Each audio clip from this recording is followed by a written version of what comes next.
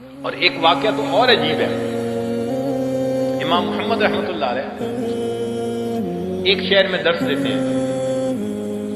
ایک قریبی شہر کے لوگ آئے، حضرت سارے لوگ تو یہاں نہیں آ سکتے، ہمارے یہاں بھی درس دے دیں.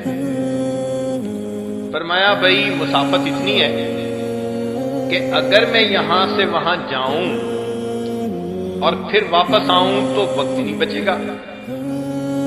انہوں نے کہا حضرت ہم سواری کا انتظام کر دیتے ہیں، آپ درس دینے کے بعد سواری پہ بیٹھیں اور تیزی سے چل کے وہاں پہنچ جائیں، وہاں درس دیں اور سواری پہ واپس آ جائیں.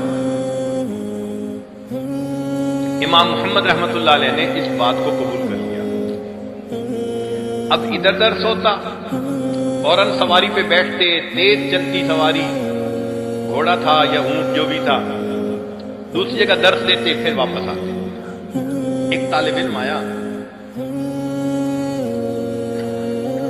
امام محمد رحمۃ اللہ سے کہتا ہے کہ حضرت میں نے آپ سے فلاں کتاب پڑھنی ہے.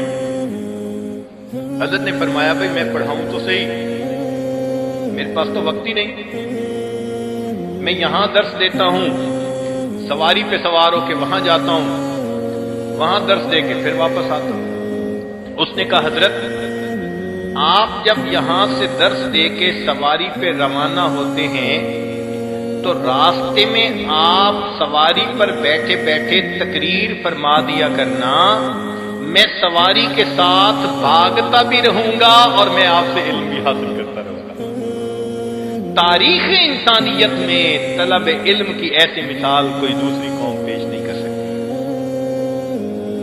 کہ اتنا حسن طلب، اللہ اکبر کبیرہ، کہ استاد سواری پہ سوار ہو کے جا رہا ہے اور تقریر کر رہا ہے، شاگرد بھاگ بھی رہا ہے اور اس کا لیکچر بھی سن رہا ہے.